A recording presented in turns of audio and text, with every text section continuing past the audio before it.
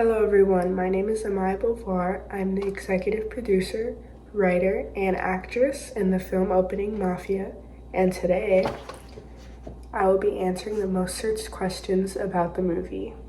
First question is, how does Mafia fit into the standard horror and thriller genres? I'll start with the horror genre. One of the main conventions of the horror genre is its dark atmosphere and its low-key lighting.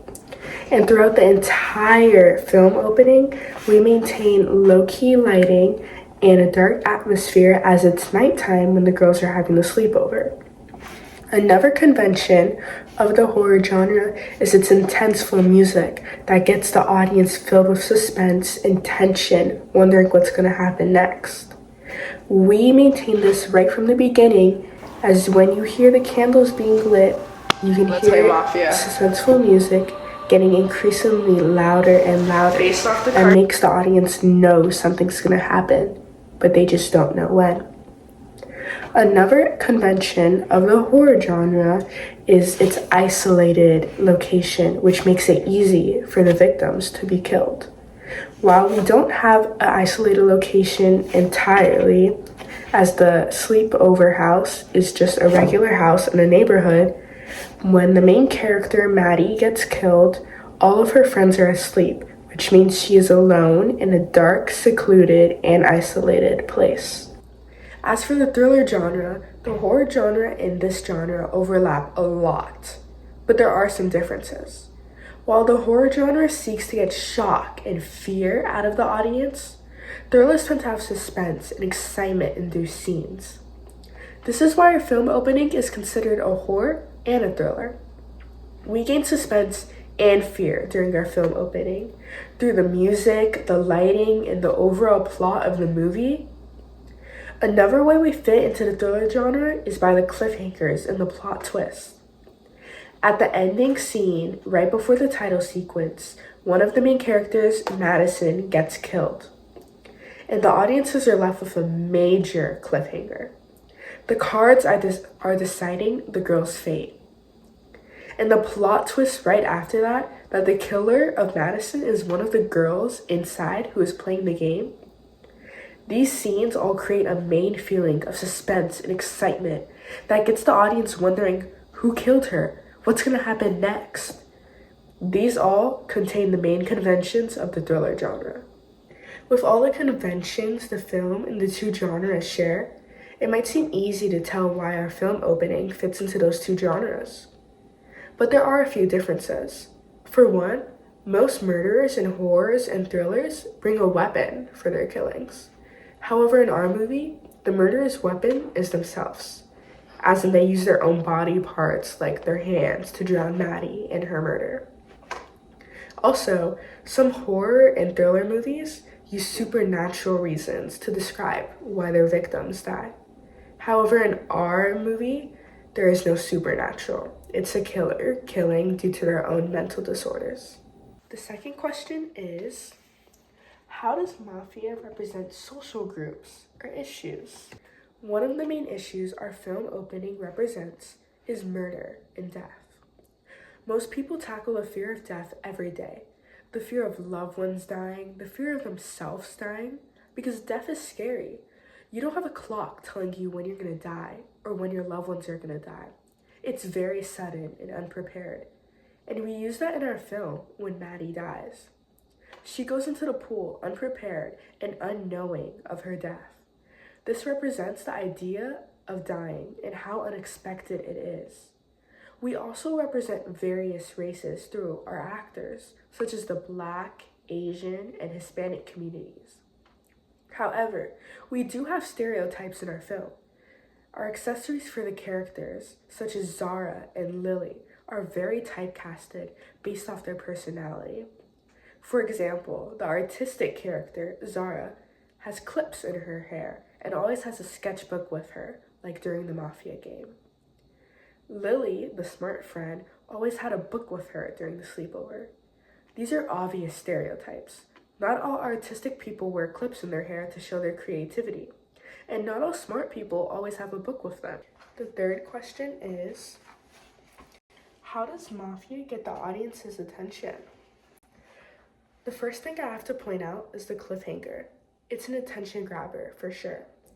Madison dying is really unexpected. It grabs the audience's attention right when they think everything is going normal. The suspenseful music is also an attention grabber. Right from the start, you hear that music, you know something's going to happen. You just don't know when. And that's what makes this movie so suspenseful. One of the scenes that I have to point to, once again, is the death of Maddie. When she dies, the audiences are left shocked and excited. What's gonna happen next? Who killed Maddie? And then they see the bracelet. Plot twist. The audiences are shocked once again. When they find out one of the killers is one of the friends that played the game, they wonder what's happening next. They want to know how this will be dealt with. But it fades to black. And this leaves the ending and everything else that happens in the imagination of the audience. And that's what grabs their attention and makes them wonder what happens next. And they'll never really know. The fourth question is, how would Mafia be distributed, marketed, and get out in theaters? This is my favorite question for sure. The first thing I would do is distribute the film and request for the movie to be published in theaters during the fall season, from October to November, around that time. Halloween is the perfect time for movies, and not only would this be great because audiences are ready for horror movies at this time, but I could easily get the film to appear at a Halloween festival and gain publicity. Then, I would create a poster for the Mafia opening. A poster will grab people's attention, and it will help us grab a big audience who understands what the movie would be about. Then, I would create a trailer and get it posted on social media through the cast members and crew to help get it marketed. And to market it a little bit more, I would have the cast go on a press tour, answering questions and doing interviews like this one. Fifth question. How did Amaya's production skills develop throughout this project? And I want to start this question by saying I was not familiar about editing or filming at all before this film. But now, I've grown in many different areas. For one, I learned how to do a rack focus on a camera. The first scene in the film opening is a rack focus from the candles being lit to the girls talking amongst themselves. This was a struggle for me to film. I'd never touched a camera before in my life, and I had only filmed with my iPhone. I needed to stabilize the camera as I did the rack focus and make sure the focus was right after the candles were lit. It took so many tries, and I remember looking at one of the takes that we didn't take and kept on noticing all the smallest details. It would frustrate me so much. However, after many tries and a quick Google search of how to rack focus, the scene was complete. And honestly, it's my favorite scene in the film. I just get so proud whenever I see that clip. Another place that I improved in was downloading music. I was in charge of finding music, and in order to get the music to the editors, Samantha and Sophia, I had to learn how to download music and what website to download it on.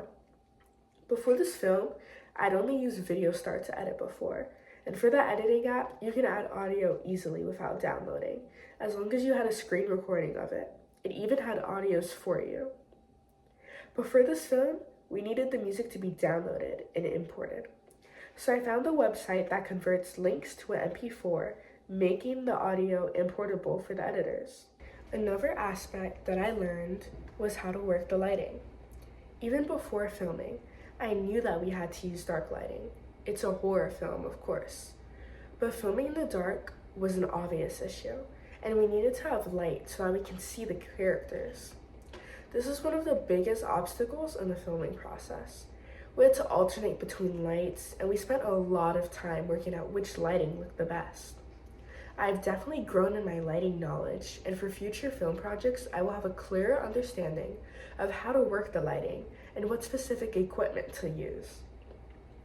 The last aspect that I have learned is how to control sound to the maximum. As I was in charge of determining sound after filming and during editing, I also took a major role in working the audio during filming. Many times I wore the headphones and held the boom mic, listening to the audio and determining if it's good enough for the film. Just like with the rack focus, I could always tell the minor details that got me so frustrated. For example, the scene where Maddie walks out of the house and into the backyard. Almost every time we filmed and looked at the take, I said nope again because of many sound issues, such as hearing Samantha's nails tap on the back of the door, hearing the door vibrate, and even hearing the crew breathe. I learned how to work with the controllable noise and make the sound great in the film opening to the best of my abilities. I have also definitely learned patience as well, as filming is a slow and tough process. It will leave you annoyed and frustrated all the time, but the end result is so worth it and it will make you so proud. Final question is, how did Amaya Beauvoir integrate technologies in this project? The first technology that I learned to use was the camera. We used the Canon EOS R6 camera, which is super expensive. Thank you Beacon TV for letting us rent it, by the way. When we first rented this camera, I was explained on how to use the main functions, such as recording, changes in exposure, attaching the camera to a tripod, all those exercises. Once I got to Samantha's house, I had to teach the others of how to use those same functions. It was honestly very confusing at first, but by the second day of filming, I understand how to use the camera pretty well. Another technology that I used was blogger.com. A huge part of this project was to record the process of filming, from the research and the starting idea to finish. Before this class, I had no idea what blogger.com was. I never intended to blog during my life. Like the camera, this website was confusing for me at first. Publishing the blogs, adding YouTube videos and pictures was so confusing. Now I can navigate that website like a pro. The final technology that I like to point out that I integrated was the app Premiere Pro. This was the main app for editing, and although I was not the main editor like Samantha and Sophia, I gained a few tricks from them. This helped our film build beyond. Thank you all for watching. All my love to you guys. And thank you so much to everyone who helped me film. You guys are the best. Bye.